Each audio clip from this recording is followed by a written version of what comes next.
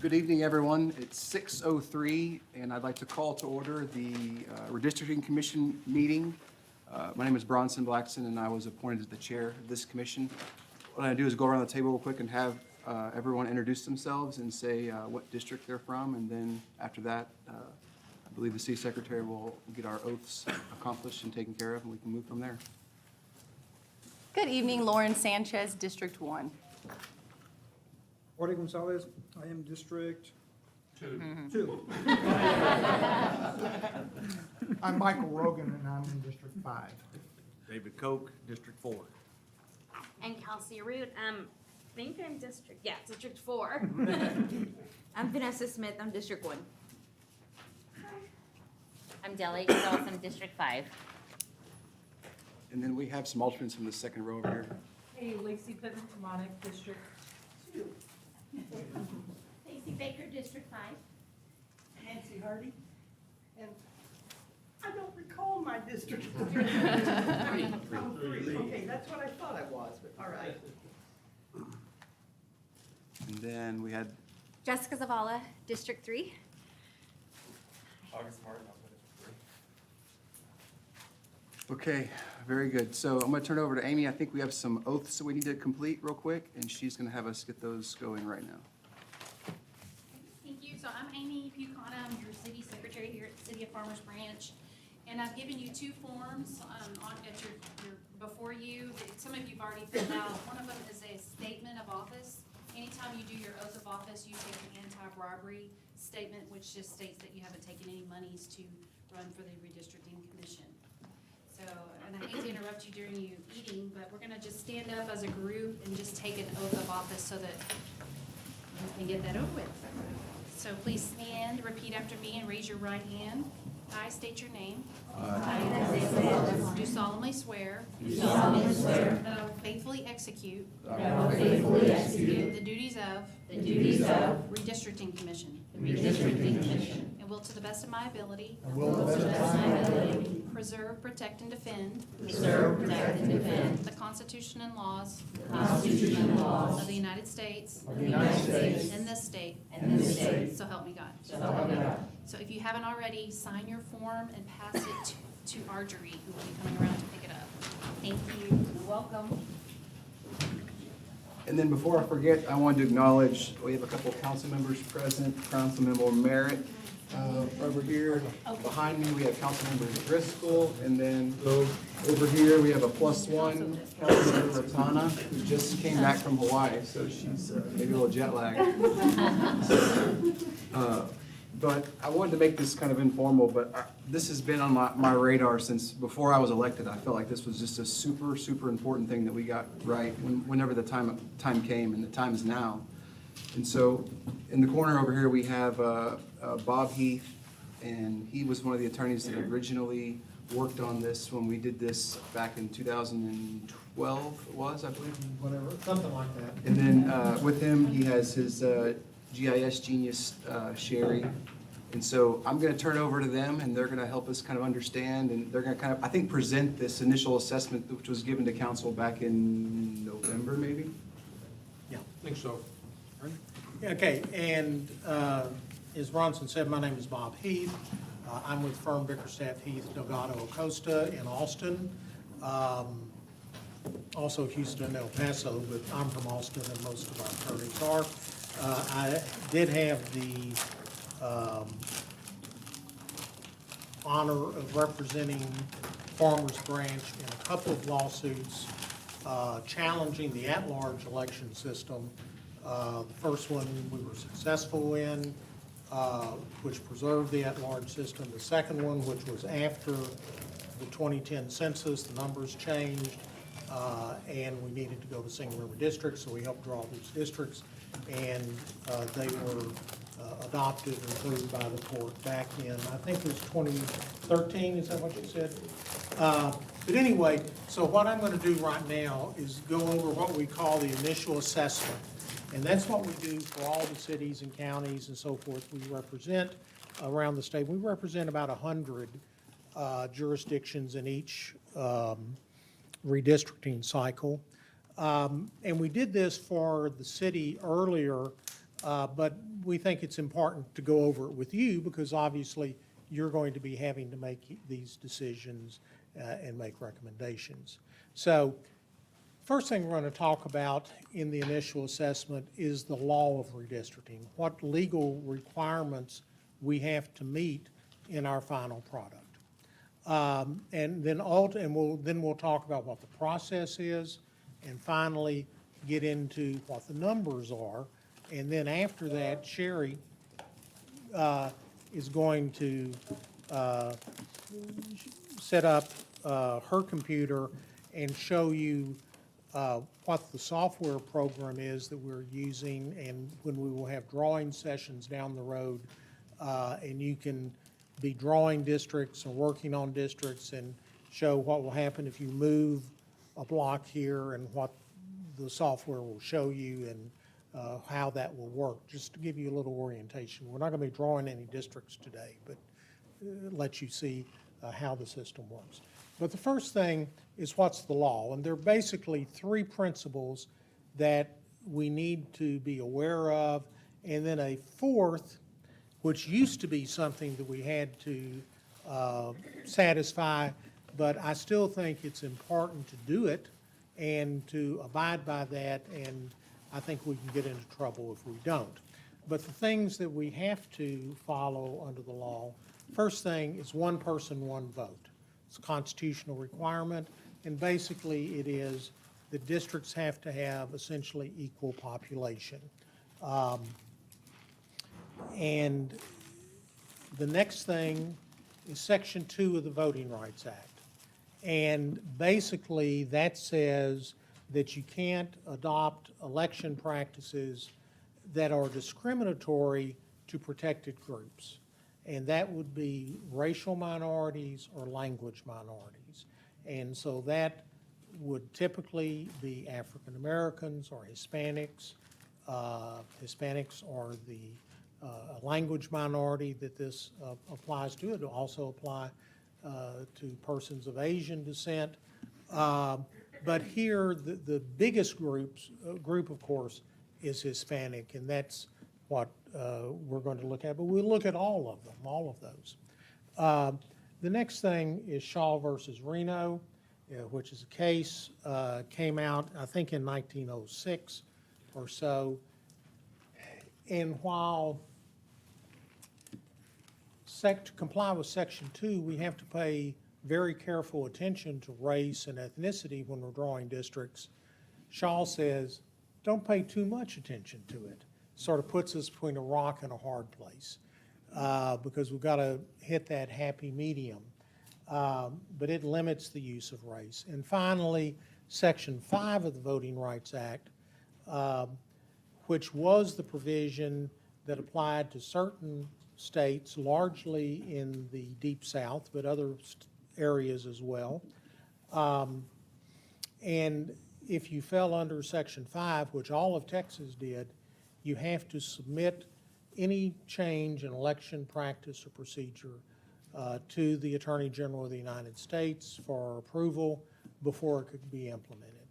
And the Supreme Court has essentially overturned that. They actually didn't overturn Section 5, but they overturned the triggering mechanism that said who it applies to. So it doesn't apply to anybody, so we don't have to do it, but it's very helpful as a diagnostic tool. So to talk about these, the first thing is one person, one vote. It's a constitutional requirement. You need approximately equal population.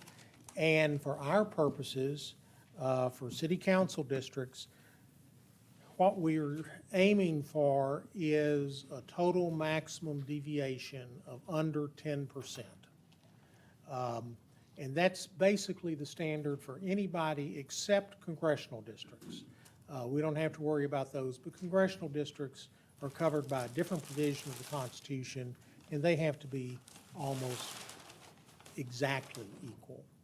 Now, what you do is you compare the most populous district to the least populous district, see how each of those compares to the ideal, and you add those two departures together, which we'll see in the next slide. which assumes a jurisdiction with 4 districts, 40,000 populations. We're obviously choosing something where the math is real easy to do and we can do it in our head. So with 4 districts, 40,000 population, the ideal district has 10,000. District A, as you see, is 1,000 persons over, which is 10% positive deviation. You have the others, plus 7.5, plus 2.5, and then we get down to District D, and it's minus 20%, it's 2,000 under. So from plus 10 to minus 20, from the largest to the smallest, it's 30 percentage points. That's a total maximum deviation of 30%, well above the 10% that is permissible.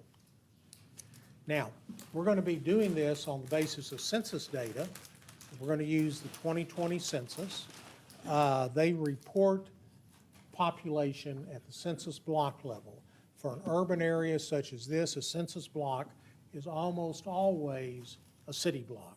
It's not always going to be the case, but as a practical matter, that's what we're looking at. And we'll have data for every block in the city. We're going to balance districts according to total population. Everybody. Doesn't matter how old you are, doesn't matter if you're a citizen or not, total population. We're also going to be looking at voting age population, everybody above 18, because only people that are 18 and above can vote. Census gives us racial data, and we will certainly need to be looking at that to see how we comply with Section 2, and also data on whether a person is of Hispanic origin. It's important to remember that Hispanic status is not a racial category. On the census form, they ask, are you Hispanic? Yes or no? Then next question, or maybe the preceding question, I forget which order they are, says, what's your race? And you have a bunch you can choose, and you can choose as many as apply. So you have Hispanic status reported, you separately have racial categories reported. And so basically what we do is we take out and work with the Hispanic category. If you check Hispanic, you're counted as Hispanic. And then for the racial categories, we look at non-Hispanic race. So if somebody says Hispanic white, which is probably what most Hispanics would do, they count as Hispanic, but they're not included in the white category so that we can get a better population estimate. Also, there's a population, as former Councilman Koch will remember, citizen voting age population. That's something we may end up looking at. It's voting age population, but only those that are citizens, but we don't really have good data on that. So, as I say, we're going to use total population, determine one person, one vote. We're going to look at voting age population as a better measure of voting rights issues and potential voting strength.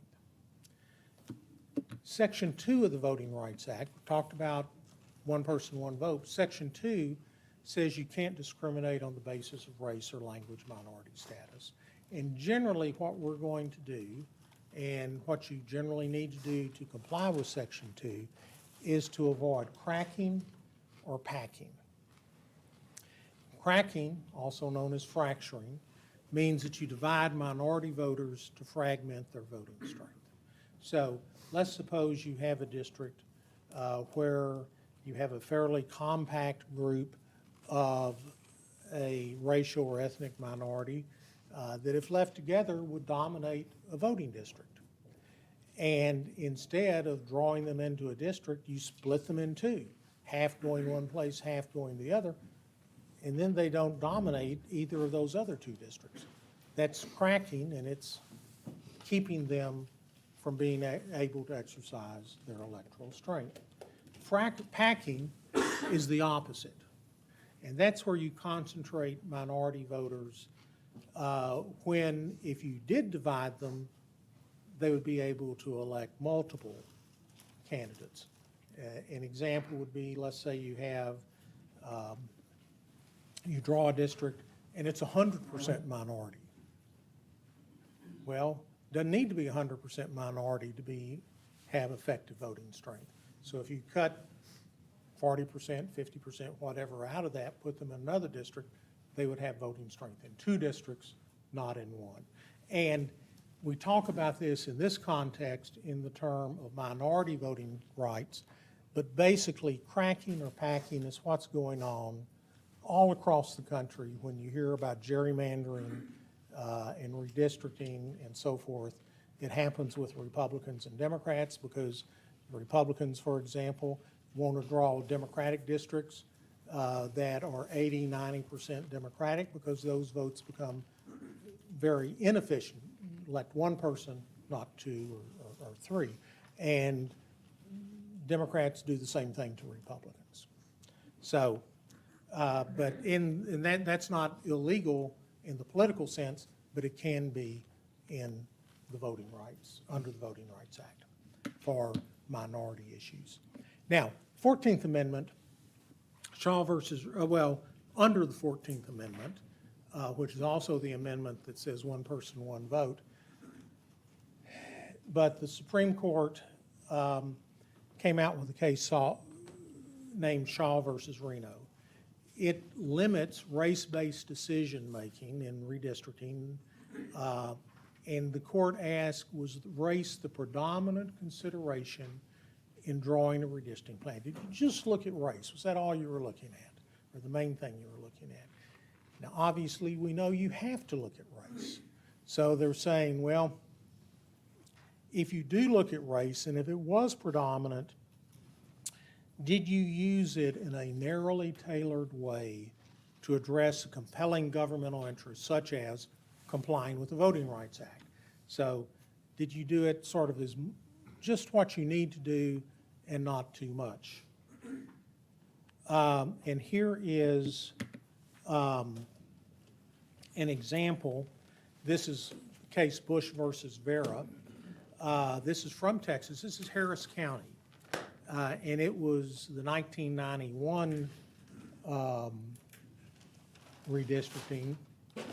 And the red district there, and looking the before, which is the top one, is predominantly Hispanic. There was a great effort to draw a Hispanic district in Harris County. As you can see, that district shape is exceedingly bizarre. And actually, it's not, I used to talk about it sort of as if they took a heat-seeking missile and programmed it to find every Hispanic household and let it go through, and that's how they grew it. And it really didn't make a lot of sense in some respects, because if you look at that area right there, which runs up 290, Highway 290, that is almost all non-citizen, so it didn't add any voting strength. And the Supreme Court overturned that. And they sent it back to the district court, and the district court drew new districts, which are shown at the bottom.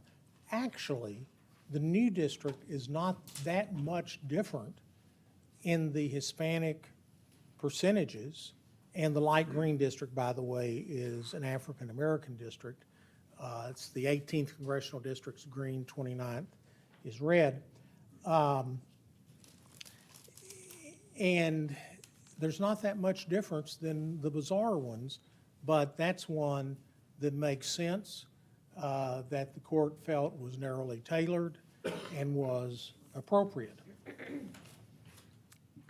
So, under the Shaw versus Reno line of cases, race cannot be the predominant factor to the subordination of traditional districting principles. And we're going to talk about what we want to do in order to make sure we follow traditional districting principles. It is okay to be aware of race and to consider race to satisfy Section 2 and initially Section 5. We don't have to worry about Section 5 anymore, except we want to do that for other reasons, but it's not in effect anymore. You need to narrowly tailor any use of race so that you're using it no more than is necessary. And bizarrely shaped districts are not unconstitutional per se. You can draw bizarrely shaped districts, but if you do so, that's a big red flag.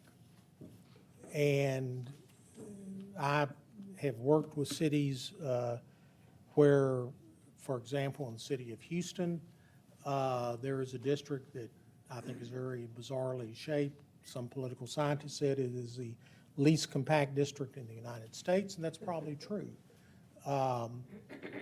It was a district that runs from the extreme northeast to the extreme southeast. It's 40 miles long.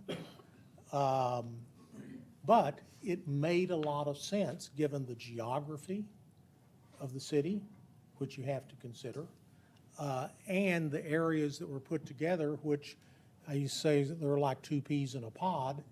They were very, very similar, and they were very unsimilar to other places that we could have put them. And other places that we put them would raise an objection under Section 5 and a lawsuit under Section 2, so it was narrowly tailored to meet those things. So we're going to try not to do any bizarrely shaped districts, but because they do raise a red flag. Now, Section 5, as I said, under the 2013 case of Shelby County, pre-clearance is no longer required. You may have heard a lot about the Shelby County case because as they're talking about the John Lewis Voting Rights Act and the things that are going on right now, a lot of that is to overcome the Supreme Court's overturning of Section 5. Section 5 standard was retrogression. Are you going backwards? Are the minorities worse off under the new system than they were under the old system? And we also want to make sure ultimately that there's no discriminatory purpose or effect, because that's the Section 2 standard. A district cannot have a discriminatory purpose or effect. And I think that applying with the Section 5 standard as a diagnostic tool lets us know if somebody might say, oh, if you made things worse, that has a discriminatory purpose, and that can violate Section 2. So we want to make sure we're not doing anything like that.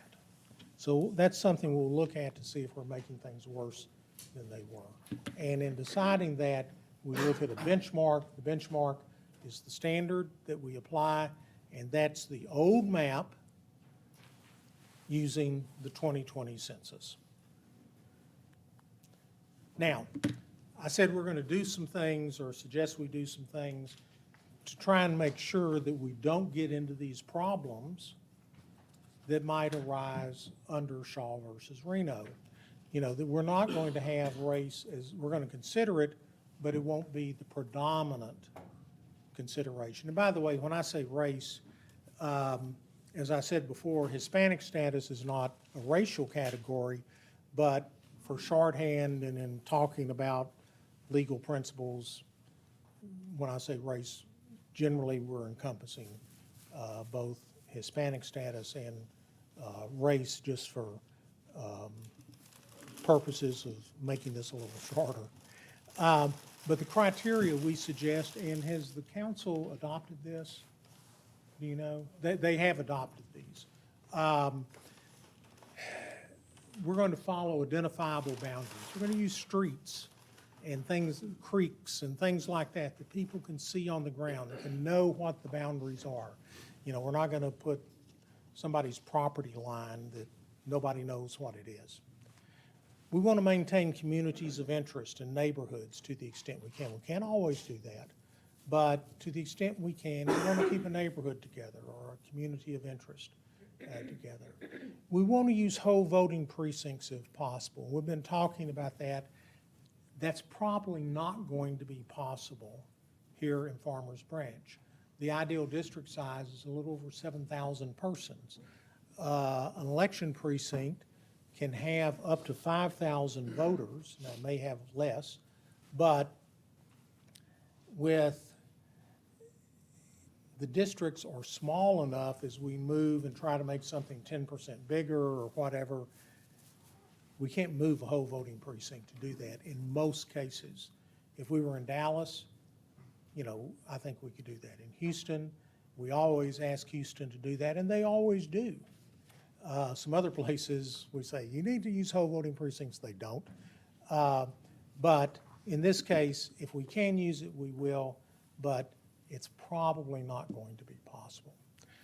We want to base our plan on the existing districts. We don't want to throw everything out and start from scratch, because people have built up reliance and understanding of who their representative is, et cetera. We're going to adopt districts of relatively equal size. It's sort of the middle thing here, but that's one of the very first things we have to be sure of. It's a constitutional requirement. We're going to be within that 10% maximum deviation. We want to draw districts that are compact and contiguous.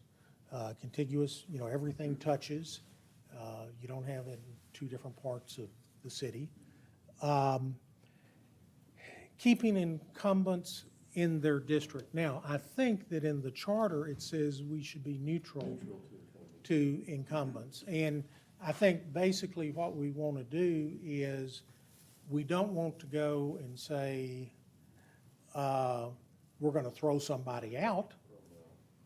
But similarly, we don't want to say, we're going to keep them. So, I think we may look at that, but we're going to be neutral as to that. And then we're going to narrowly tailor the plan to comply with the Voting Rights Act, and we will use those as criteria. Now, the basic steps that we go through to try to avoid legal problems is we want to plan ahead and build a record. We'll build a record as we're going through. And I was telling you about that very non-compact district in Houston. We knew we were going to be sued in that. In fact, the people doing the suit were some of the same people that brought the Shaw versus Reno suit. And this was right after Shaw versus Reno. And we didn't have much option but to draw a district like that. We built a record.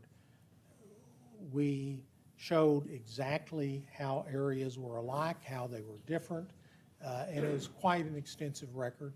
And we used that, and the district court gave us a summary judgment. The Fifth Circuit approved that, and the Supreme Court declined to take the case, although there was one justice that wanted to take it, actually on a different point. But so it was approved all the way through the judicial process. We want to be aware of our legal obligations and responsibilities, the things we've just talked about. We want to adopt criteria that reflect traditional districting principles. The council's done that. And we want to pay attention to those criteria when we draw a plan, and we want to evaluate any plan under those criteria. So we'll look and say, have we kept communities of interest? Have we used identifiable boundaries? Are our districts in balance and so forth? We'll look at all of that. Now, let me say right now, and I think it will be obvious, is we may not be able to do all of those. Because keep communities of interest together, you may not be able to do that if you're going to have districts that are in balance. So we're going to do the best we can to meet as many of those as we can. And of course, we're always going to meet the ones that are constitutionally or legally required, such as the Voting Rights Act, the constitutional requirements of one person, one vote. We're ultimately going to analyze the final plan in terms of how it conforms to the adopted criteria. We want to make sure the analysis is considered, and this is Commissioner's Court. We use this for counties as well as cities and school districts and so forth. But that it's considered by the city council before the plan is adopted. We want to avoid districts that are not compact. And so what we'll be doing is starting with the initial assessment, which is what we're doing today, did earlier with the council. Going to adopt plan criteria, and the council has done that, as well as guidelines.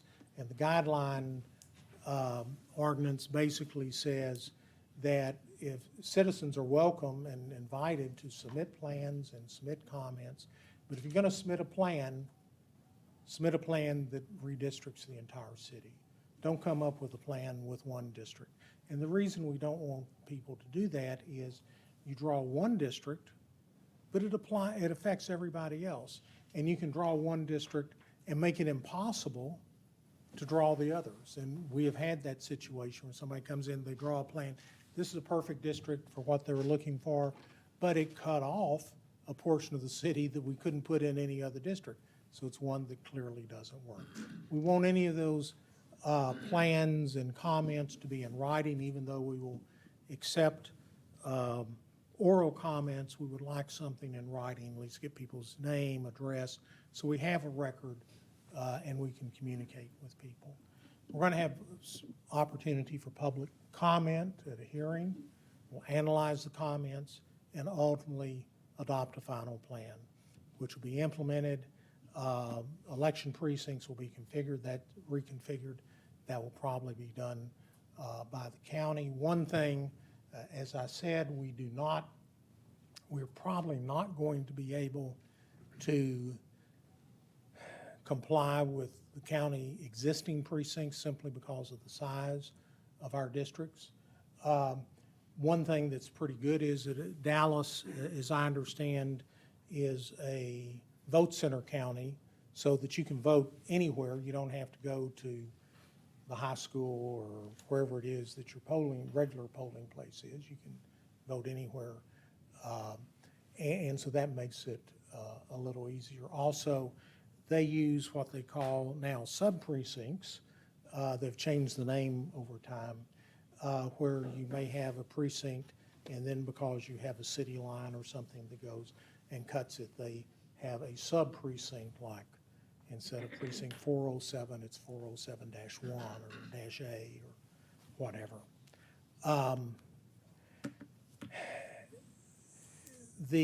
We had the initial assessment presented to the council back in November. We're doing it here again today.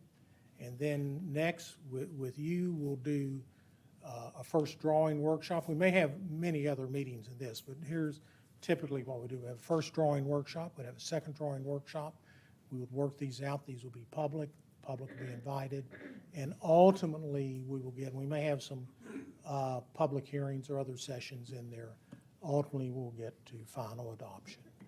Now, here's the important thing about this, and what does the district, or what does the 2020 census do with our district? As you know, here are the current districts, and we have here in this close-ups of all the districts, but we're not going to go through those.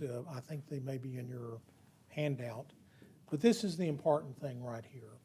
The overall deviation, this is total population, so this is what we're looking at to determine if the districts are in balance. And you can see that District 3 is the biggest district. It's 30%, 30.63% over the ideal. District 2 is the smallest, 17.85. District 5 is not far behind. It's almost is out of balance. But 2 is the smallest, 3 is the largest. Add those two together, it's 48.48% total maximum deviation, well above the 10% that is permissible. And that's not always unusual in an area where there has been a lot of growth or a lot of movement or whatever, because things have changed in 10 years since the last census. So basically, we know that District 3 is going to have to get a lot smaller, about 2,200 persons smaller. Districts 2 and 5 are going to have to get bigger, about 1,100 or so each. Those are rough numbers. And we have other data here that you can look at. This is the summary table of voting age population. We don't worry about deviation here because that's not how we measure it. But you can see, of course, that District 1 is largely Hispanic, VAP. District 2 and 5 has significant Hispanic population, but not nearly so much. African American population,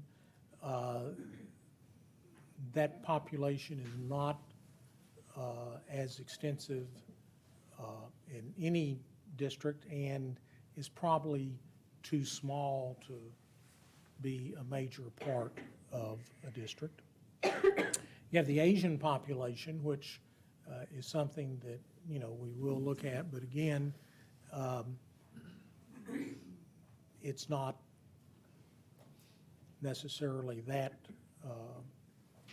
large, certainly compared to Hispanic. Now, these charts or tables, and you can look at them, we won't go over them, but this is the same information as in the summary table, except it provides more detail and it shows some other races, for example, American Indian, Native American, Hawaiian, Pacific Islander, which there are very few, 2 or more races, those sorts of things. So, but basically, Hispanic, Anglo, Black are going to be our major ones, and Asian. And then the detail for voting age population. And here are the individual council maps, and I'm not going to go over them because, like I say, you have them in your handout. And this becomes a particularly important map, thematic map for the Hispanic population in this case. The darker the color, the red, the heavier, the higher the percentage. You see the very dark one is over 50%, over 60% rather.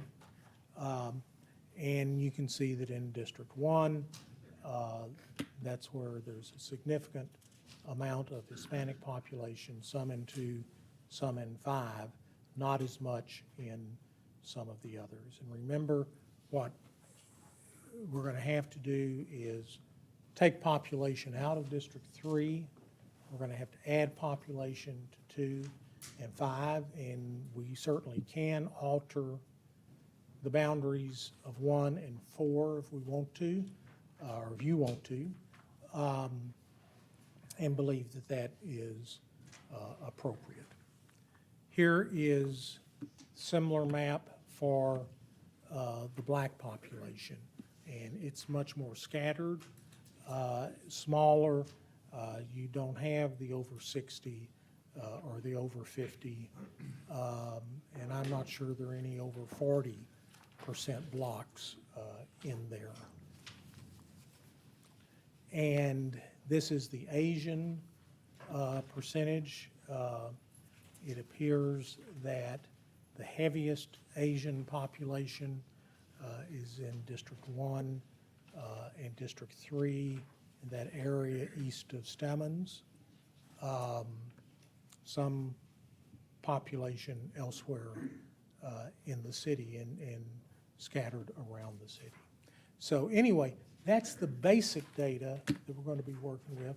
And I'm going to ask Sherry to set up and switch over to her computer, which is hooked into our computer in Austin, or server in Austin, to show you what the software looks like that we will be using in our drawing session. We will have maps, they'll be up there, and you can start moving stuff around and say, you know, let's move this line to this street or that street, or take this block out. And once we do that, it will change every number. It will show you what the population, the VAP, the black population, the Hispanic population, et cetera, and what's in balance and what's not. So that, you know, I tell you, it's a lot easier than the first time I did this, which was a long time ago when I was in law school. It was in the 71 census. I was aide for a senator, and we had to do it with great big maps. We would unroll them on the floor because they were too big to fit on a desk or a big table. Get down on your hands and knees, and we would use calculators or adding machines, really. Wasn't sophisticated enough for a calculator. Didn't have computers, so the computer makes it much, much easier. So I'm going to turn this over to Sherry and let her show you what the software works, how it works.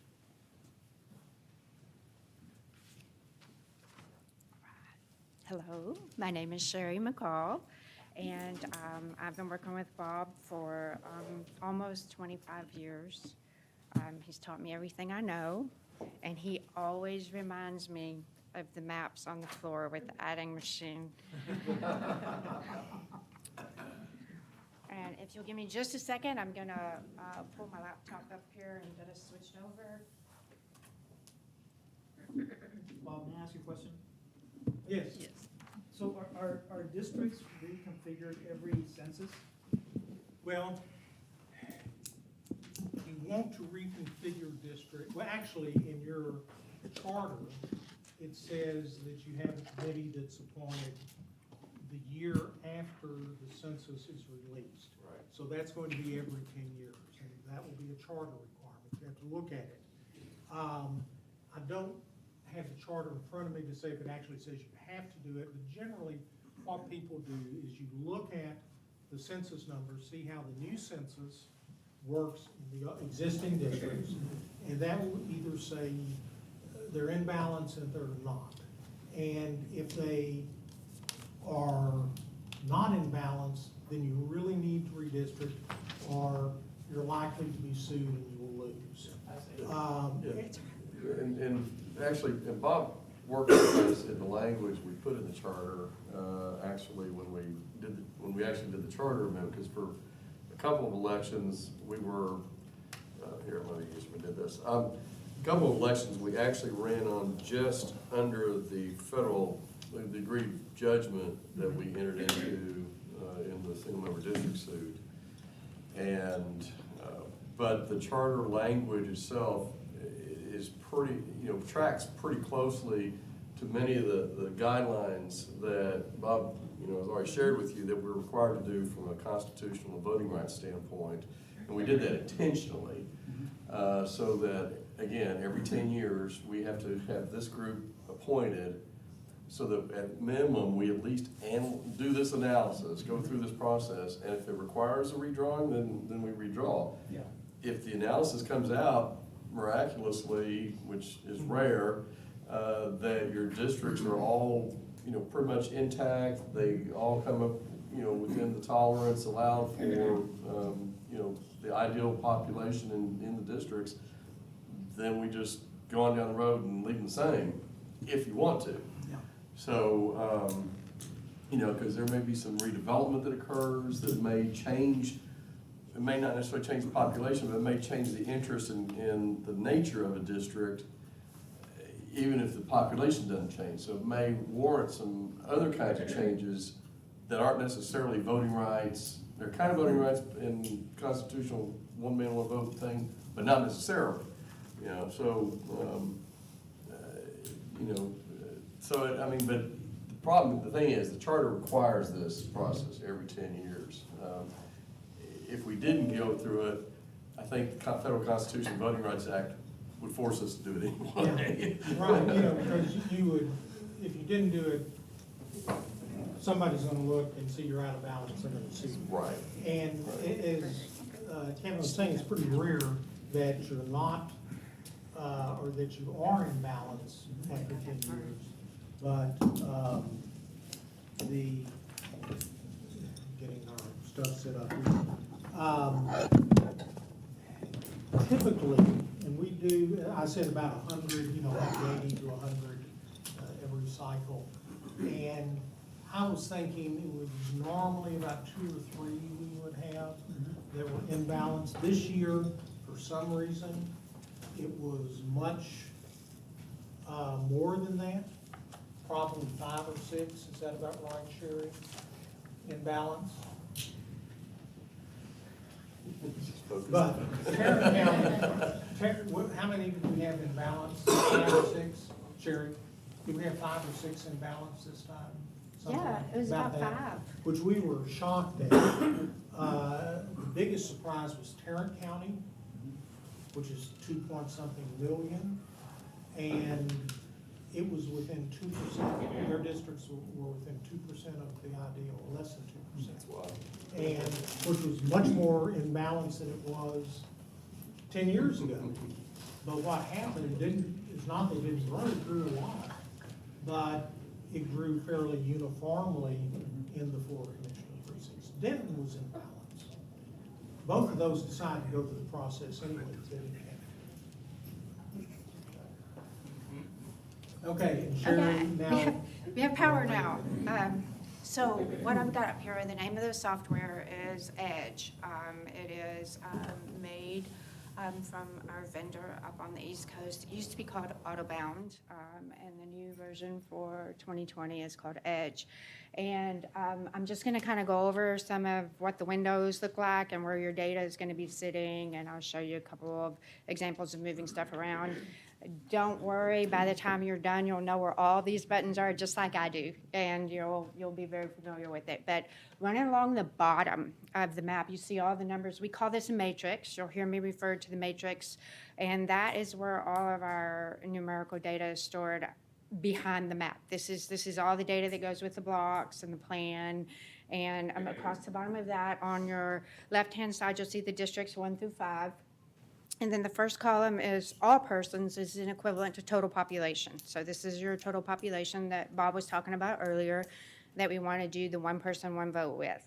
And then next to that, we have the word as target, and that's your ideal size. That's what each district ideally would like to be within 10% of that number, the 7,154 that is coming down the side of that. Let me see if I can get my mouse down there. And get a district up so that you can see it. I'm going to highlight number 1. There we go. The deviation column is the column with the red and green numbers on it. Now you're going to see these.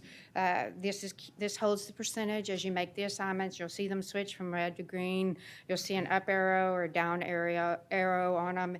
And so the arrows themselves, if they're going up, that tells you that district needs more population. If they're going down, it means you've got to give up population. If they're green, that means you're within range. Okay, so it's basically you're going to kind of look at those numbers, look at the colors, and see which way your arrows are going. And after a while, you get the hang of it. It'll come to you. You'll start saying, oh, that one needs more, or no, we got to give up some. And then everything, there's one more column called difference, and that's the actual number of persons so if on District 1, it says 0.7, the deviation is 0.78%, that is actually an equivalent to 56 persons. So your percentage comes in there for your deviation, and then the actual number of people that represents comes next. Everything after that, your racial demographics, your VAP, your total population, all of that stuff. And it will always, every time you make a change on the map, all of those numbers across the rows will update. And as I choose a district, I've got my districts over here 1 through 5, and as I choose one, the matrix will highlight. You'll see the matrix light up as I go down the district. So every time we're working on a district, that district's going to be highlighted, and I think it's blue for you. It's in blue. So as we move through the districts, that'll light up as I choose. So that's the matrix. That's the big part of what we're doing. We make a change, and then we'll go down there and look at the numbers a little bit. The map itself, right now I've got some kind of light green lines up there. Those are the census block boundaries. And one of the things that you'll be able to do Let me pull this up and get it over here so that you can see it real quick.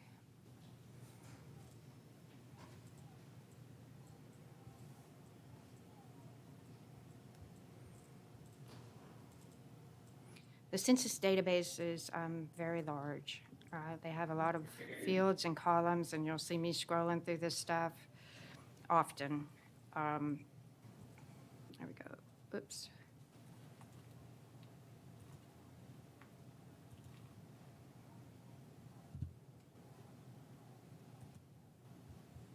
Okay, what's just populated in each one of those that's the total population for the block.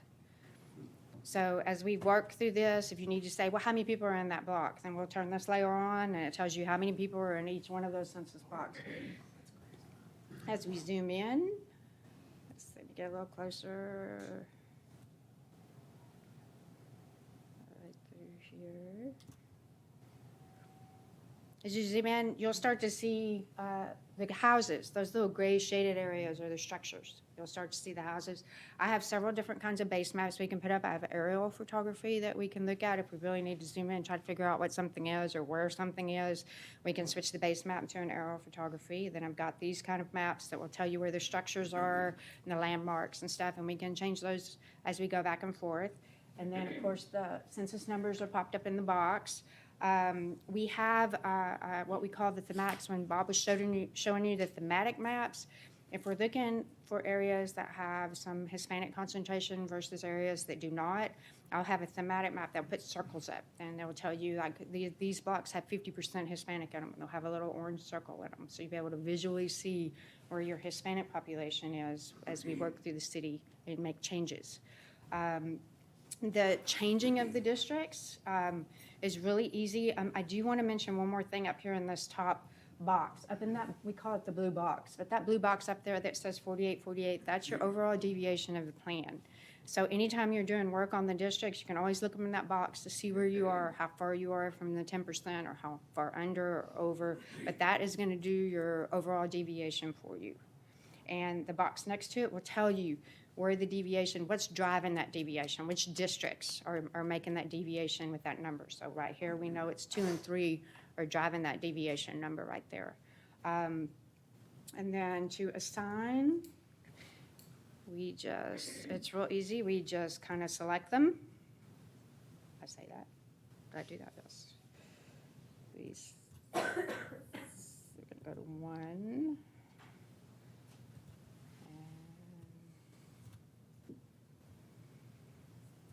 I say that, and it's not letting me select. Let's see here.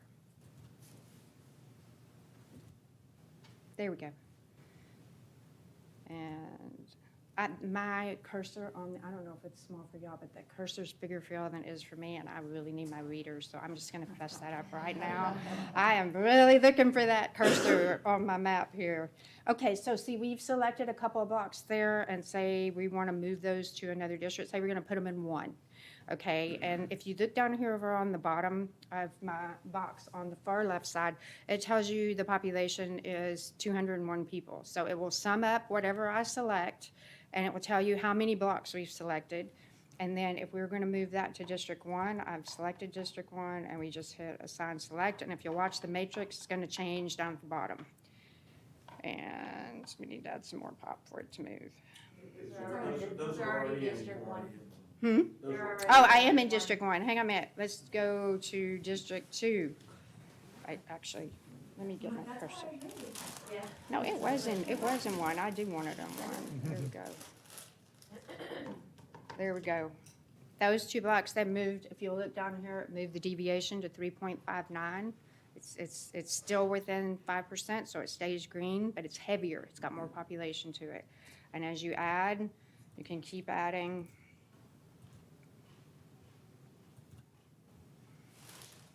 And you'll see that number move. Now it's turned red. It's heavy.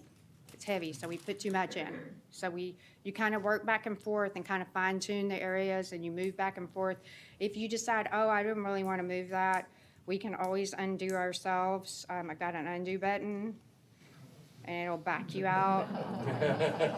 Back you out, you know, oh, no, we shouldn't have done that. So we can back up. I think I have 50 undos. So we can work for a while, and then you can say, this is, nope, don't like it, let's undo it. And we can go all the way through. This thing also keeps a history. So if we do some work on one day, and then you come back in on another day, and you say, well, what that plan look like when we were working last week? You may pull up a calendar, go to last week, you know, have it, and it'll give us an outline of what we were working on.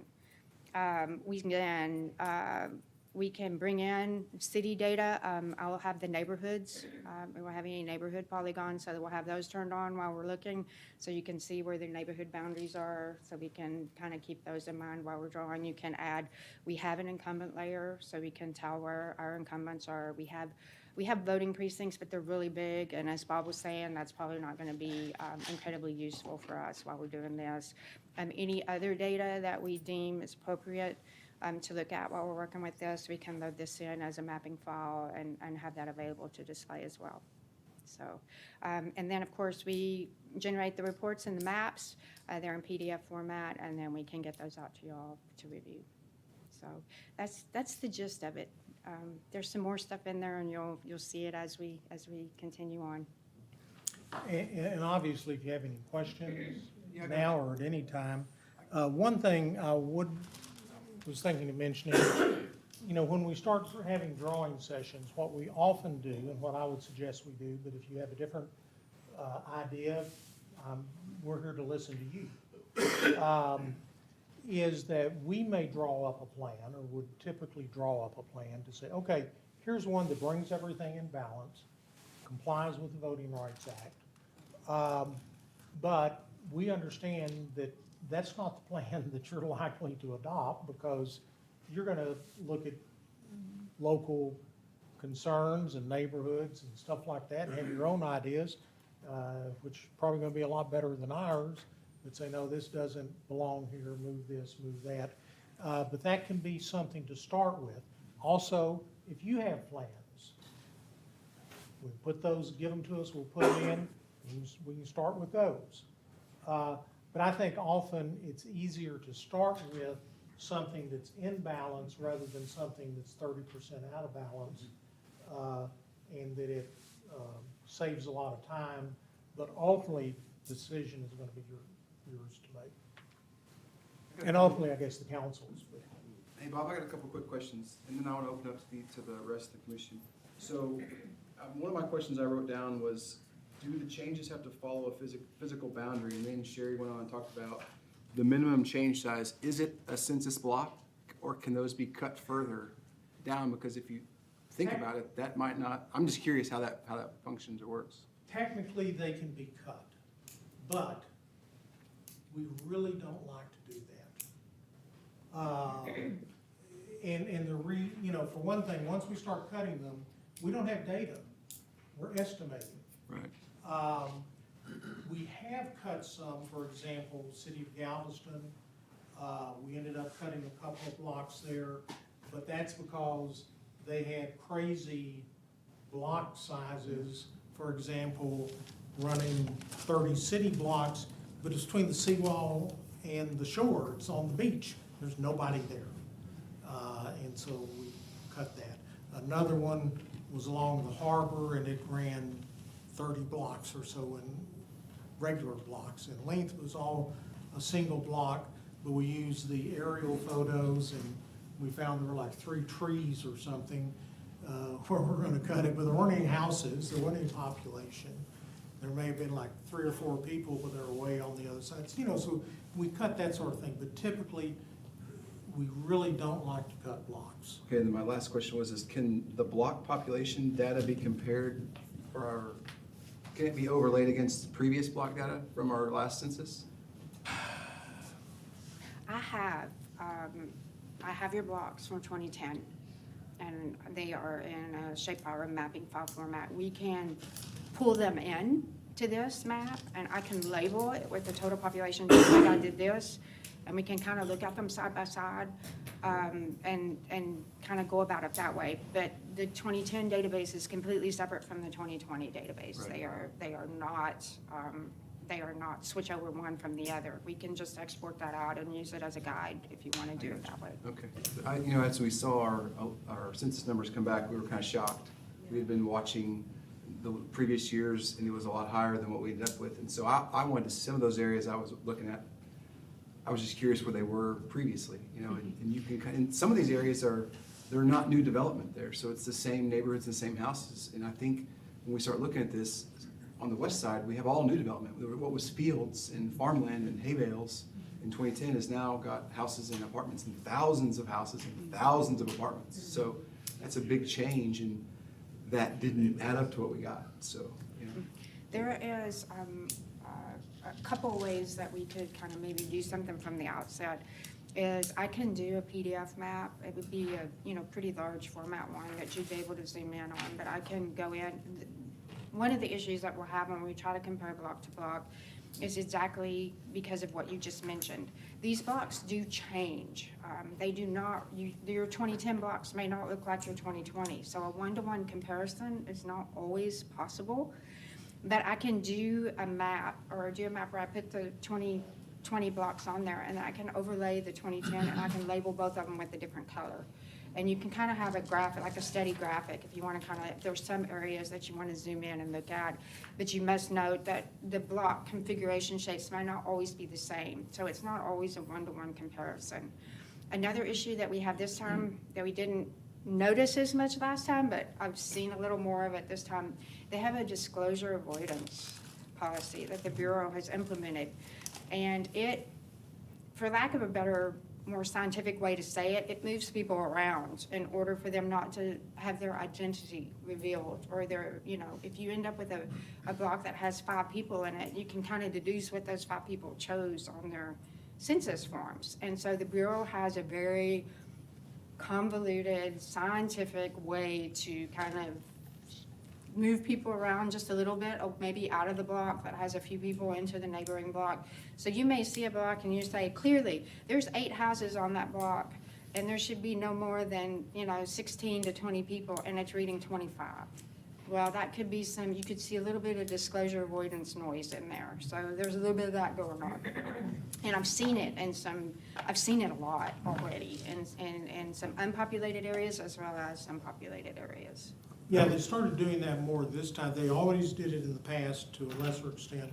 Started doing it more this time because as people have gotten more sophisticated, algorithms have gotten more sophisticated, they realized that you could start deducing this information.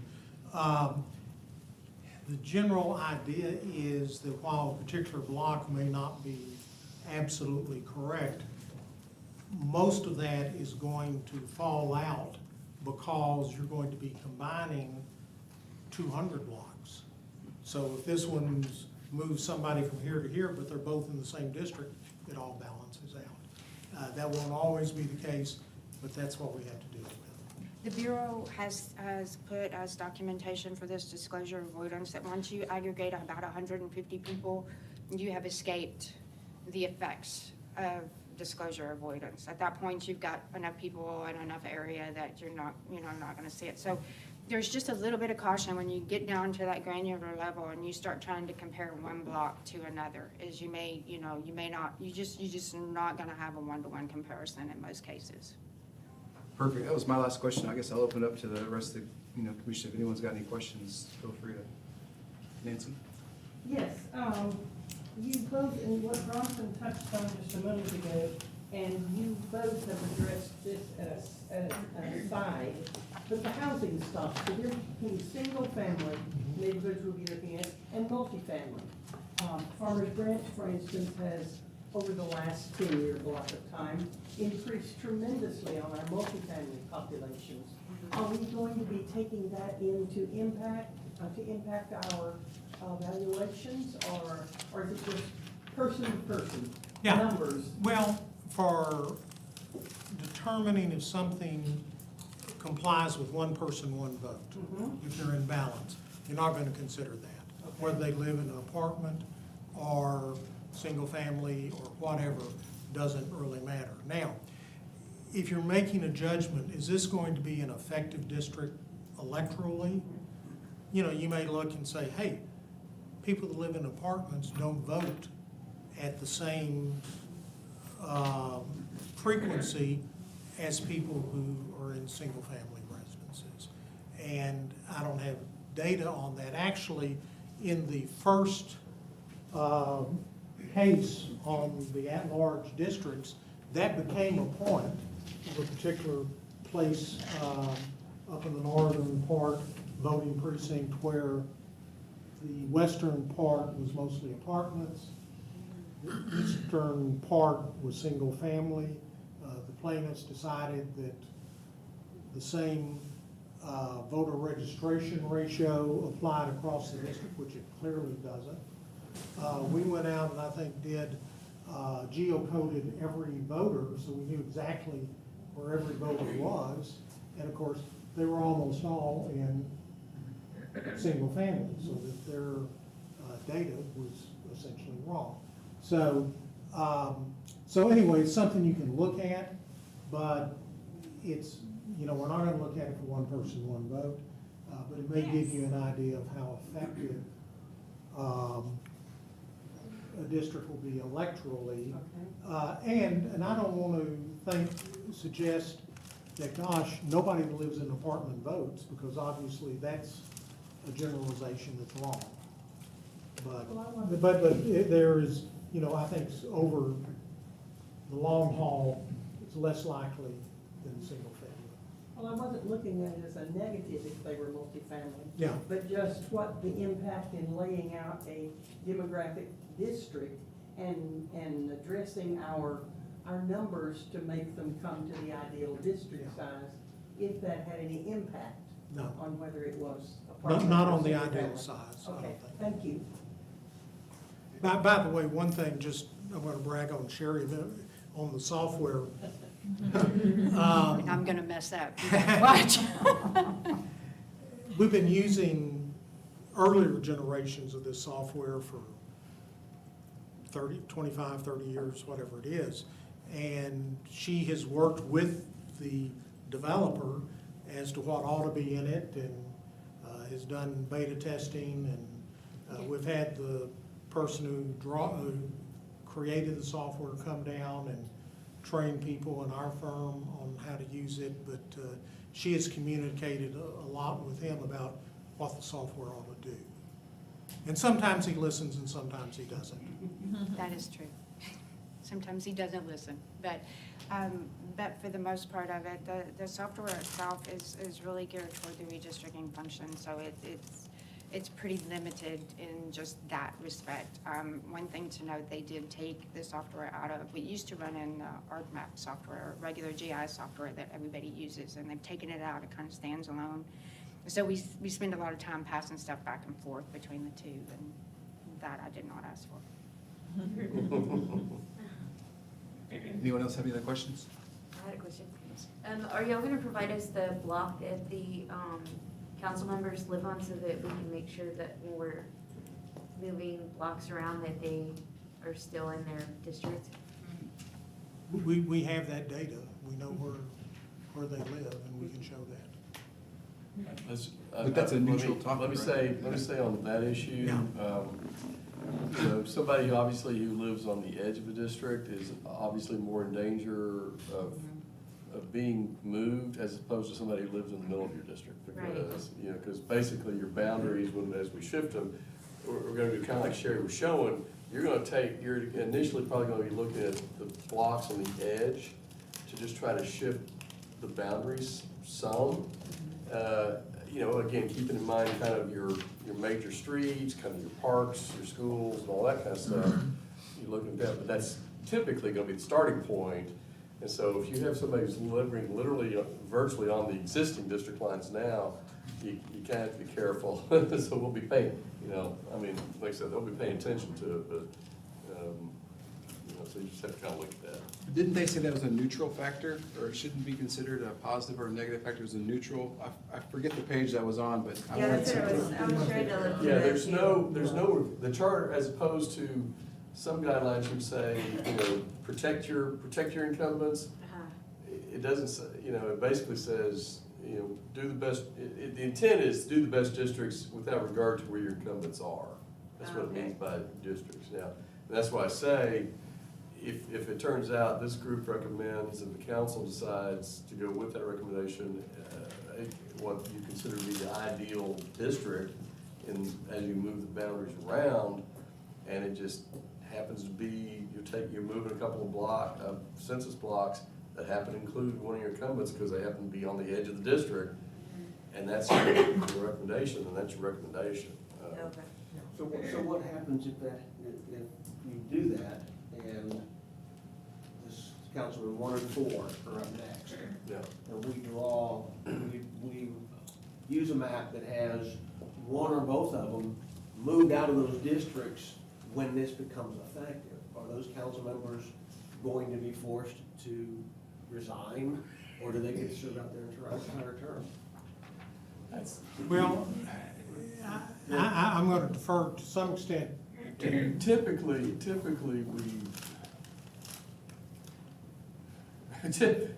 we would make the districts try to be effective for the next general Yeah. election.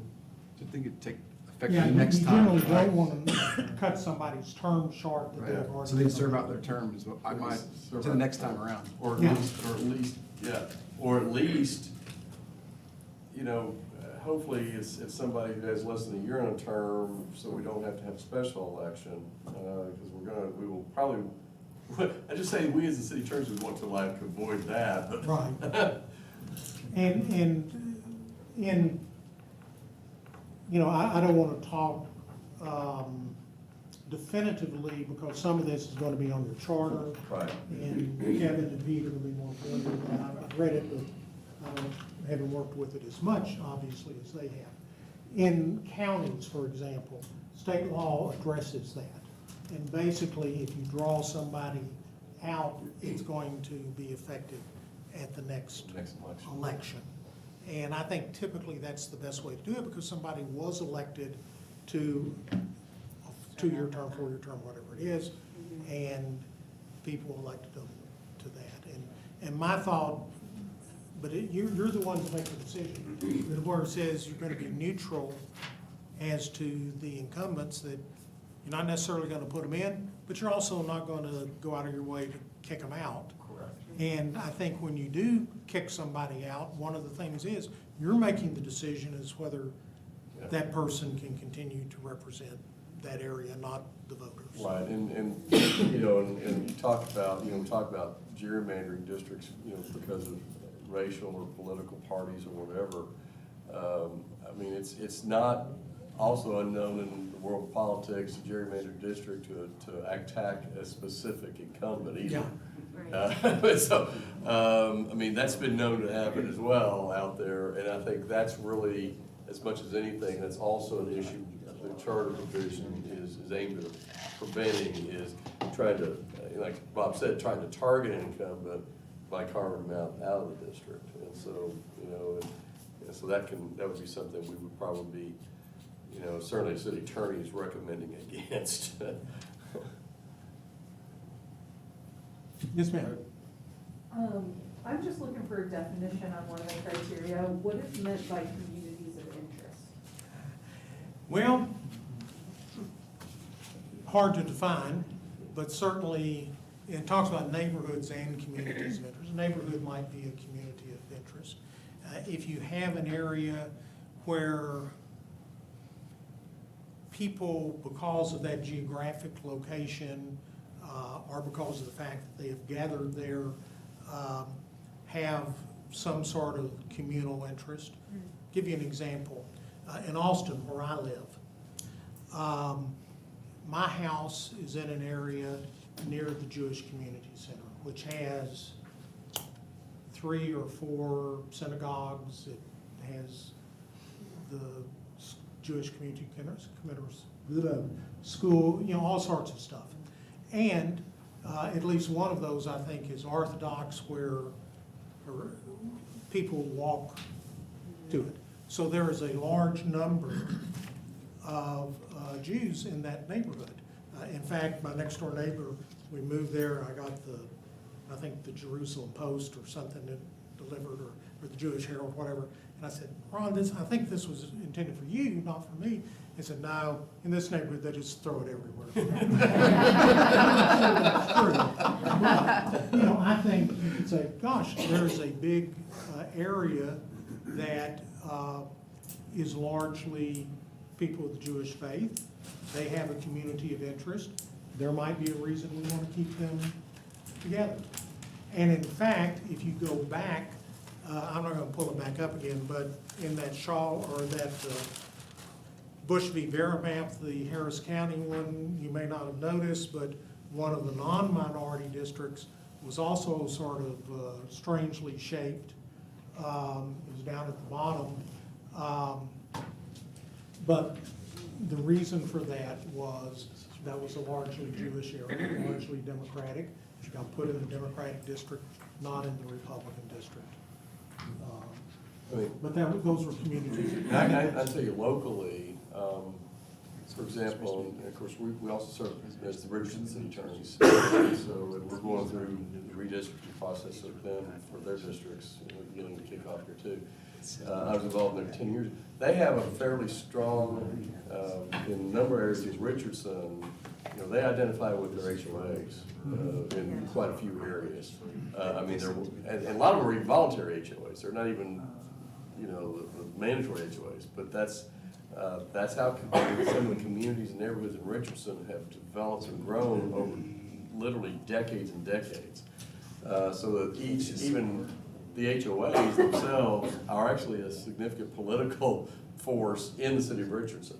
And so, and that's the kind of thing, and so as we were going through the 2010 redistricting for them, as we will again, you know, this year, where those HOAs, those neighborhood boundaries are, you know, we gotta pay attention to them, because they are, you know, we can't split them up too much. To that point, are there any maps or anything that we could like use in the software that shows codified neighborhoods or communities of interest? I'm actually getting more of the planning department if we need to. I'm not sure, frankly, you know, years I've been representing Farmers Branch. Now, those of you who live here and have lived here far longer would be able to answer that better than I can. You know, just doing all the zoning and land use stuff for the last, you know, 10 plus years, I have not had the sense that there's the same kind of, except for maybe the, can we keep Country Club area? And maybe there, you know, around the college and Country Club, except for maybe those areas. Have to keep it There may be some others. David would probably. Yeah, you've got a handful of them. Talking You've got about, like, Valley Estates. Or Branch Crossing or. You've got Branch Crossing, you've Yeah, got like- Crest Park, which is on 4, then we've got the, on the north, or the east side of Marsh. So there are, the Dutch Village area. And a lot of times. If the city has So, Dave, I got, HOA and neighborhood maps, Yeah, and some cities do, I don't know. they'll give them to us and we can put them in. so I raised the question is just because I see some up there in the Dutch Village area that there's a line drawn right through them, but they're still neighbors, they still have their neighborhood parties and whatnot. So I argue is what splits that and what doesn't split that. I mean, some of these, we obviously have put sign toppers on the top of them, so that makes them a community, but if a line runs through it and I ask the other question. And I'm not sure, Bob, Does I it think when we change drew that? these, I'm not sure we had that level of detailed discussion on a lot of those issues. Yeah, and 10 the years other ago. thing too, and in the drawing, I'm trying to remember exactly how it got wrong, but this was the result of litigation. Right. And had to be approved by the federal court and the attorney general. And essentially had to be signed off, pretty much had to be signed Yeah, 'cause off we by set the pre-clearance plaintiffs. at that point, so. So clearly, voting rights issues meant a lot more than might otherwise have been the case. And certainly, they're going to mean a lot in a district that is, in this case, heavily Hispanic, maybe not so much over in District 4 or some of those. But it was, like I say, this one was ultimately approved by the federal court. Yeah, which again, I think afforded us less flexibility to consider some of those kind of issues. I mean, you know, on the block level, that, you know, we have an opportunity to do this time. Yeah, it's probably drawn through the litigation process. The council probably approves submitting it, but I'd have to go back and get the records to remember exactly the process that was followed. But I certainly know that it was submitted, and I remember well about the submission to the judge and to the Department of Justice. Any other questions? What was the population growth over the last 10 years? 10? Do you know? 10? 10,000, went from 28 to 38. Oh, Hang on that. Yeah, I don't know. Went from 28,000 to 38,000. Actually, around 35. 35? 35. 35,991, I apologize, 35,991. The numbers are a couple different, but it's close. 28 is what we were in 2010, that's correct. But our numbers that we had had in 2018 and 2019, when I was on council, was above 40. It was 45, 46,000. That was our ACS that we received from the census, which is kind of like shocks that, you know, that's why I hope that the current council definitely challenges those numbers. yeah, especially with all the people we have on the west side now. That's It why I was want to see those two surprising that- maps kind of overlaid, because I was there's, just it's looking gonna, at our it's tall neighborhood tale. that we live in, like, I know for a fact, we have 67 people that live there, and it said there was 32. And one thing I wanted to bring up, Councilman Merritt brought to my attention just moments ago, hot off the press, that they approved resolution 2021-166 that established, I guess, this committee or whatnot, but they had some things, there was one consideration was consideration number 8 in section A. And some of our paperwork said neutral to existing incumbents, but what they passed resolution-wise says, consideration may be given to the preservation of incumbent constituency relations by recognition of the resident of the incumbents and their history in representing certain areas. So that's something we very much need to, since that was the approved resolution, we're kind of bound by that approved resolution. So we can't think of districts and where they are very loosely, just based on the resolution. Bronson, can you read that number again? You see the Section A. growth, about 1,000 or 1,100 people from 2000 to 2010, and 7,500 or so. Yeah, which we have a couple of apartment complexes that are full, that are more than that. Well, you know, and on the west side, in a year, there have been a whole bunch of new houses built and occupied, and you got the houses that are zero lot lines and share common walls that may not be included in the 20, everything from 21 forward. Yeah, That may be 1,000 station. people. Right, At the least. Supreme Court has said many years ago that they can look at the census and they will assume that the census is correct for the entire 10-year period. But they know that the census is wrong the minute that it's released. Yep. Because the release of the redistricting numbers, there are a year, or can be a year, after the census was taken. Actually, this time, they didn't make the deadline. It was in essentially September, should have been in April or March. So, you know, it's a year and a half out of date when it's released. But we're going to assume that it was as it was then. And if you don't do that, I mean, it gets really problematic. And that was, for example, of course, Section 5 is no longer around, but in 1985, City of Houston, which has a charter provision that says every 2 years, they look at their districts and determine if they need to redistrict. And what they're thinking about is annexation, really. But they decided, hey, there's been a huge amount of growth in the city of Houston. Population has shifted to the west. Let's redraw the districts. They did. They submitted to the Department of Justice based on, I think, a very good demographic analysis of what the current population was. But the Department of Justice said, we don't know if this is any good, and we can't work with it, and they didn't approve them.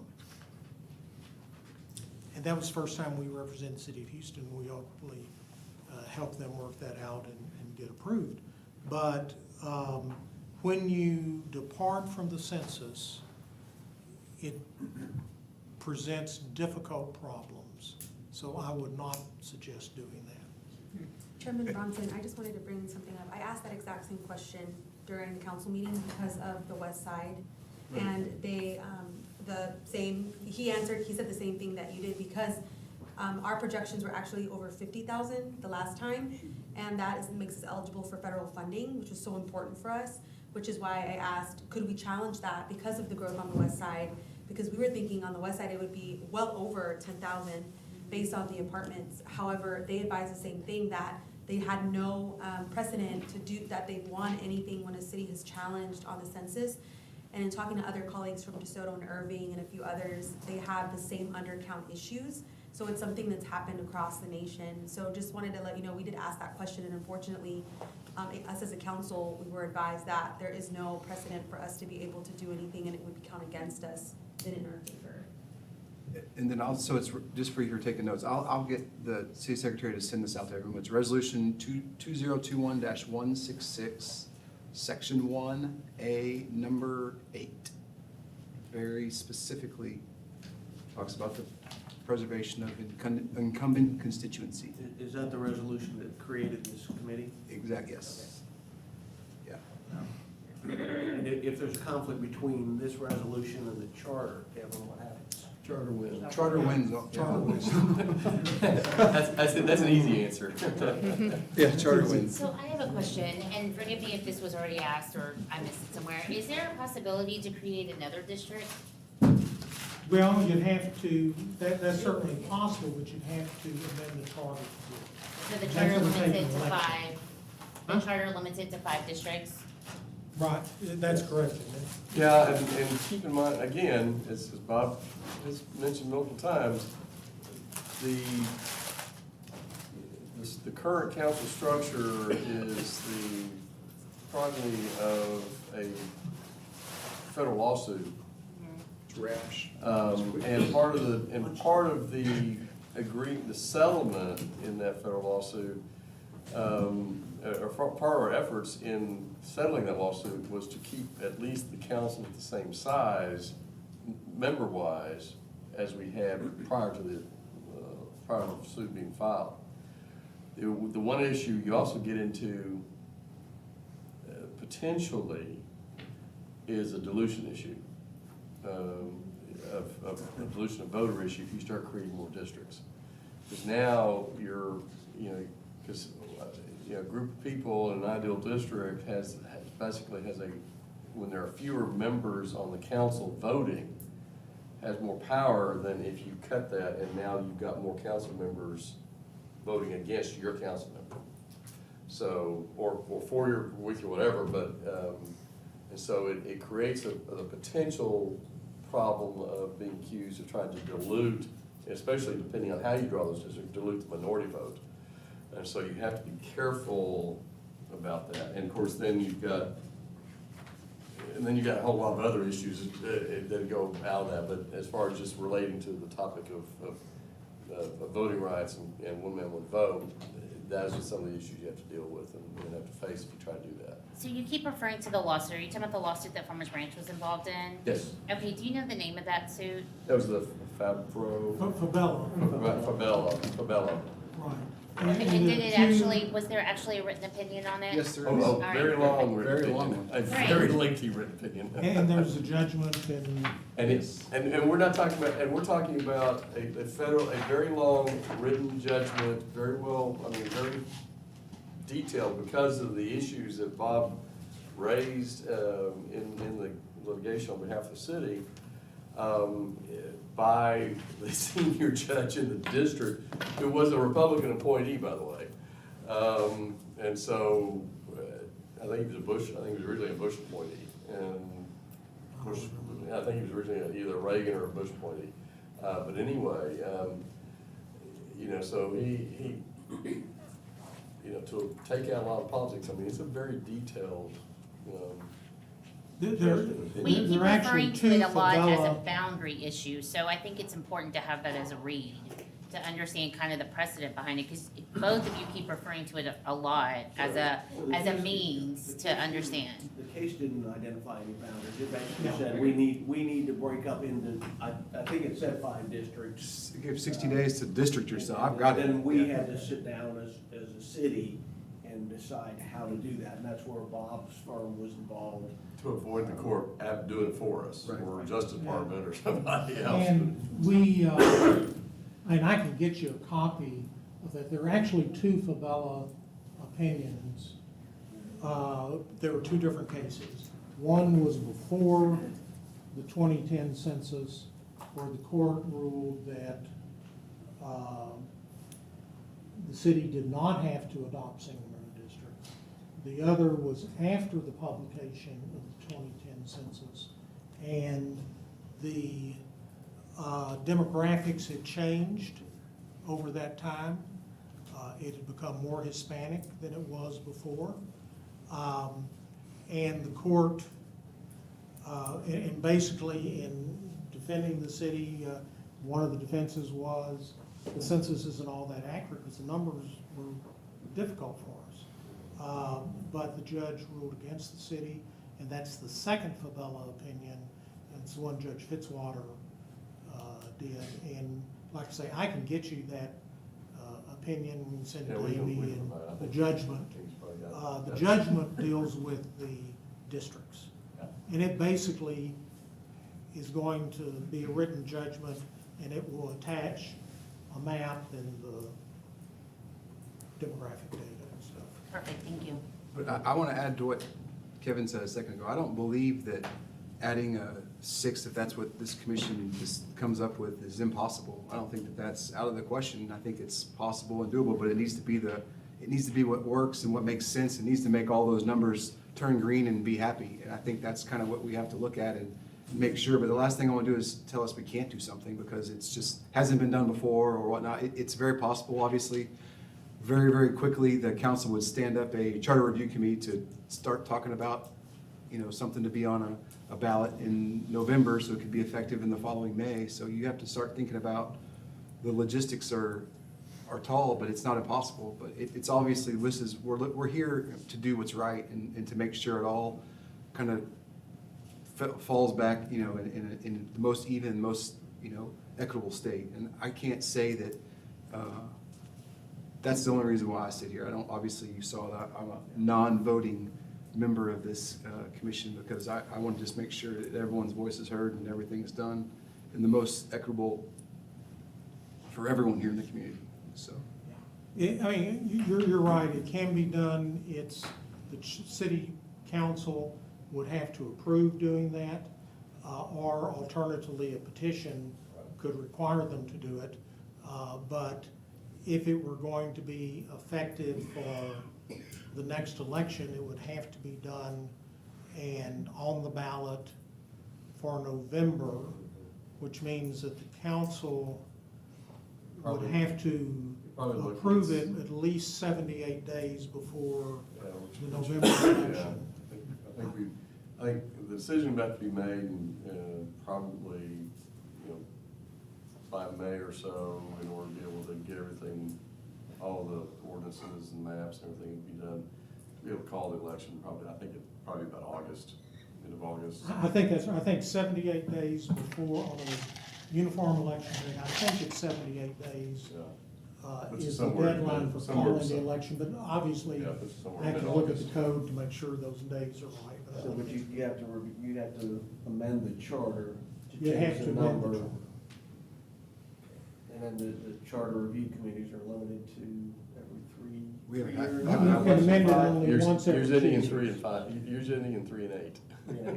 Right, we hadn't had one, so I think if we were to do that, you would almost have to have 2 recommendations, because if it goes before a vote for charter and they don't approve, let's say a 6, it would have to default to a new 5 that we came up with. So it's a very, very in-depth, big process. It's not impossible, but that needs to be the logical, numbers-based solution, because it would have to have a backup plan. I think you mentioned that Bush versus Vera had that same thing, or they had to. It wasn't Bush, it was another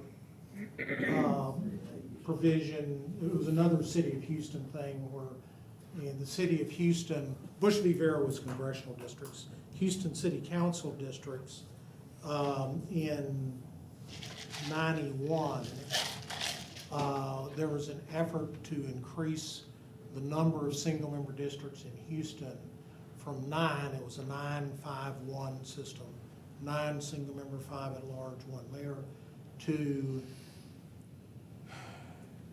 I think it was 14, maybe 14, 6 and 1 or something. But anyway, to increase the number. And the reason was that it was felt to be impossible to draw a second Hispanic district in Houston, and Hispanics are very underrepresented on the city council with a 9 plan, but if you increase the number of districts, you could be able to draw that second district.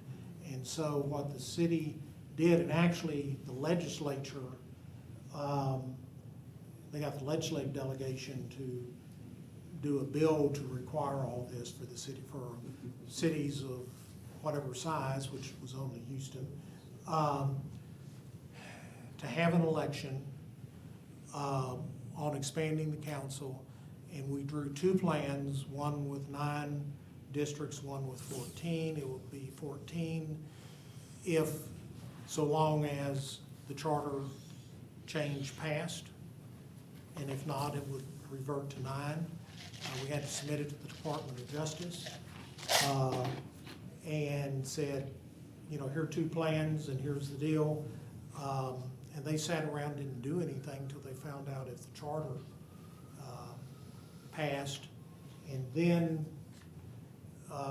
there were some real time constraints. There was a big problem with the Department of Justice, not something that would apply here because Department of Justice, but that's what happened there. They did 2 plans, one goes into effect depending on what happened with the charter. And what Kevin said too, that you want to make sure you're not diluting.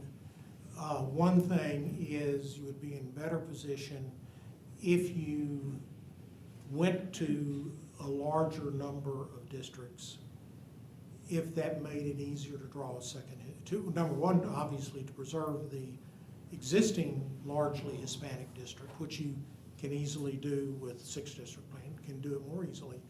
But if you made it possible to have a second one, or more likely to have a second one, that might help, because that would certainly avoid dilution of the Hispanic vote.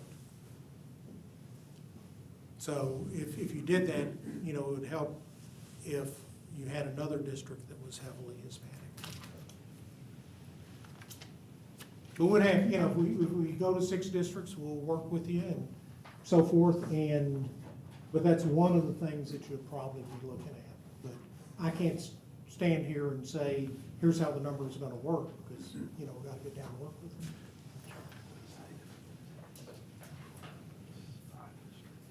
That's why we had to amend it. 710, section 710. Okay. Anyone else have any questions or comments or anything of the sort? I appreciate both of you all coming tonight. And I'm sure we will see you again, or at least definitely you again, you know, for this. But I have some other questions about where we're going to meet. We probably need to talk about all that good stuff before we. But as a group, we need to talk about what meeting days of the week work and times. I just happen to have a council meeting schedule right here in my little trusty little. You know, you can really, Wednesday works really, really, really, really, really well. But Yeah. but what happens? For who? But no, just for the idea, for staff and for all these, because what happens is if we have a council meetings So we could either be on the week of the meeting or the week off of the meeting, kind of. But I had tentatively given the idea that we would present to the council no later than 6/21. So that would mean anything we did would have to be signed, sealed, and delivered in presentation form to present at the meeting on June 21st. Which if you kind of back through there down to where we're at, that gives, What's the magic of the June as opposed to a July or Charter August? requires completion by July 1. yeah, Fair it enough. was kind of a forced on us then. Right. Last meeting in June. And also, they typically have one meeting in July, it's cram-packed, and so we just, those 1 AM council meetings are just no fun. Oh, they're not. So if you back out of that, you get, and I obviously take into account everyone's time and effort, and I'm very grateful that everyone is here, but I would think no more than twice a month. If we had to get more than that, we can kind of talk about it, but, that gives us 2 in May, 2 April, 2 March, and 2 February. January's over with. So that basically gives us 8 meetings to do all this grand number, card counting, whatever you want to call this, magic number scheme to make this all happen. And it sounds like a lot of meetings, but we're going to find out real quick that we're going to run out of time. So just anyone have any, obviously, we don't have to meet on a Wednesday. I can meet any day. I really can. I was just trying to help with staff. I know the staff this room's not always open, and we're actually recording this for members that couldn't be present tonight. So that's really helpful to them. And also, if Mr. Heath can't make it up every single meeting, we can have him on the wonderful world of teleconference or Zoom or whatnot. But I believe he said that you were local, so you could be here and play a little wizardry on the computer. So Are we estimating 2 hours for each meeting? I can talk a lot, so we don't need to say that. Whatever you guys want. I'm really just here to kind of guide make sure. I can talk till 9 o'clock if you want to. Yeah. Yes, sir. Does that sound, did you say that was 8 meetings? That gives us let's just gives us 2, and we have, Does that sound too ambitious, or what, in your experience, does it take 15 meetings or 3 meetings, or? Well, in most cases, It won't take that many. okay. There are instances where it gets convoluted and so forth. One thing too, the bigger the group, the more opinions. Opinions there are. You say this is a big group, or? And, but Irving, It's a good size. of course, it wasn't a commission, but only had 2 or 3 meetings, if that, wasn't very much. But, one thing, we'll have a drawing session, and I think you have a better idea after that first drawing Yeah, session. I think it all changes after the first drawing session, really quick. But, I'd like to see everyone, obviously without having numbers or whatnot, but I've obviously put my pen to my iPad and just drawing lines around where I know neighborhoods are, where I know groups are and whatnot, trying to preserve it, but and when you draw a line on a map and it's arbitrary, there's no number behind it, you don't know what it means. It could be negatively affecting what we're trying to do, even though we're trying to do something right. So I look at it as the first time we have this drawing session, it's just really gonna change. But I'd like to see everyone, maybe a homework assignment, come up, what are your thoughts? Where do you think lines are gonna fall, and what's gonna be most representative, especially on the west side? West of 35 is completely different than what it was in 2010. So the biggest elephant in the room is, or one of the biggest elephants is you got 9,000 in one and 5,000 in the other. And second elephant, I guess, is we want to try to preserve District 1 at a bare minimum. And so it looked like 2 and 3? Oh, 3 and 5. 2 and 5 are grossly underfunded in terms of numbers. Right. And 3 is the one that's grossly overfunded, which I think has to do with, at least in part, the south side of the west side. I think that's true, but I would almost say the biggest priority after reading a resolution is maintaining the council districts based on incumbents constituency. That's how I read it now, is. Yeah, and if you looked at, I think we saw the map up there where it showed each of the council members are. Right, did we have, we already, I didn't see that We map. saw that one, and I believe what it showed is 1 and 4. 4 you kind of take out of the picture because Terry can't run again, he's termed out. Right. And then 1 is Crystal. Right. And so we effectively were looking to try to make sure that unless we're forced to do it, we don't draw her out of her district. Right. And I, based on just looking at the numbers and where the real problem districts are, 3, 2, and 5, one may not have to be massaged too much. You have to do a lot of shifting in the middle of the city to even out those districts. 2, 3 becomes much smaller. 2 and 5 have to shift down and expand. But, so, if I'm understanding correctly, 1, we can't count the people that are over there anyways because it's not reflected in the census? Did I get that right, or no? No, they're in the census, but they're in the census based on what the census feels they're. There's some They're thought, within in the the- deviation, the there's some 10%. thought within the city that they've undercounted the number of people there because there's been so much development. But we have no empirical data, no Yeah. hard facts.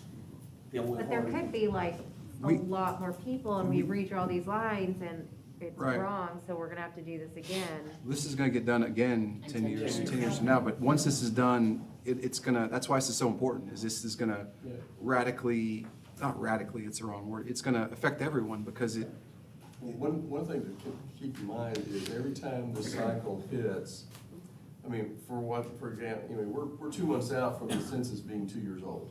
Right. Officially, okay?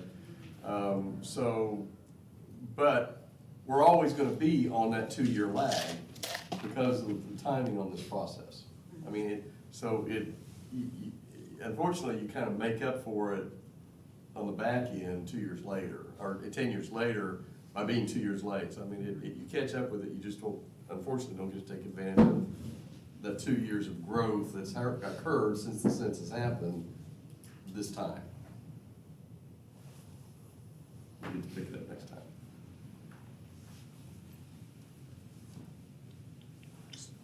so back to our Back to the And meeting. then every other. Schedule. our Every other meeting is good. schedule and meeting What about dates. Wednesday? I like Wednesdays are good. Wednesdays too. Does Wednesday not work?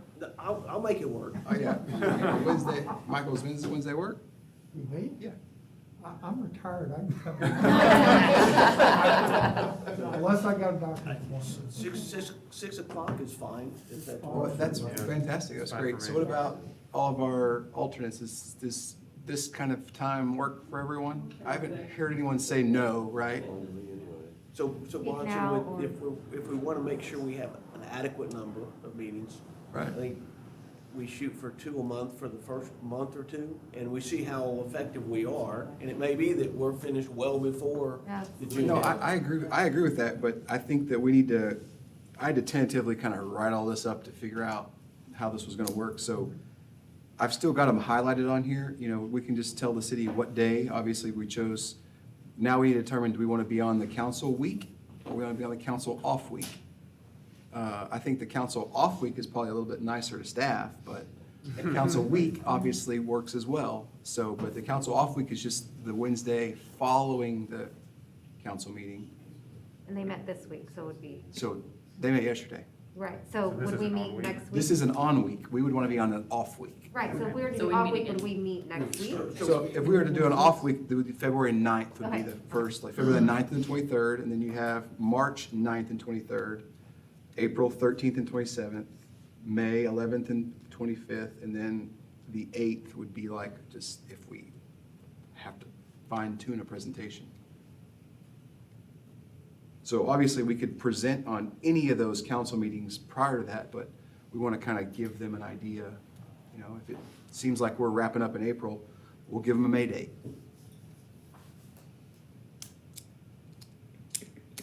Does the meeting on the off week or an on week change anything in terms of the information that we get, the data? I think we're working really independently of them, so we're not gonna get any information from them.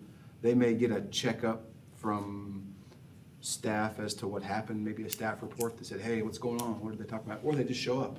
It's a But- public meeting, they can just kind of show up Sure, and. so like the data that they were talking about that they would give us as we need it, we don't need council approval to get Absolutely it, not. they'll just give it to Right. us? That Okay, resolution stood us up as a Okay. commission to move forward. okay. But Bronson, what dates in April and May did you say? Just start from the beginning. Because those sound Okay, let me just start from the top. Okay, so this would be February 9th and the 23rd, March 9th and the 23rd, April 13th and the 27th, May 11th and the 25th. I have June 8th and present on June 21st. It's the absolute latest we can present. So would the Down to like drawing 4 minutes. sessions take place during these meetings, or are they independent? No, these are, we're meeting during this time. Let's just say we choose 6 to 9. This is when we're here, you know, and so they have to post it. There's a lot of things that have to happen. So if we decide we only want to post 6 to 7:30, at 7:30, the bell rings and we got to go because it's not posted after that. So if we meet beyond that, we're not really jiving with open records or the Open Meeting Act. So we kind of have to, if we go ahead and know and put 6 to 9, we have plenty of time. We can always end early. We just. Oh, we put start time? Okay. Post start time, we don't. Perfect, even better. I learn something new every day. So the data and the computer software you have, we don't have access to that except in these meetings? Boy, I wish we Gonna ask could. that. I would love to have that. I would love that. Well, if you're giving us homework, I mean, it'd be nice to. Yeah, It's like, I'll how draw it on are we gonna paper. do this if we don't have access to? But you know, when you say that, I've been drawing maps, I've got like 5 of them I've drawn, and I don't have any numbers, I'm just kind Yeah, of that's drawing. the problem. You did all that work for Yeah. nothing. like- No, I didn't, because I think of it as if I'm robbing At home or? 30 houses from one, I'm putting 30 houses into another. So I thought about it from a At least if you quantitative. give us Okay.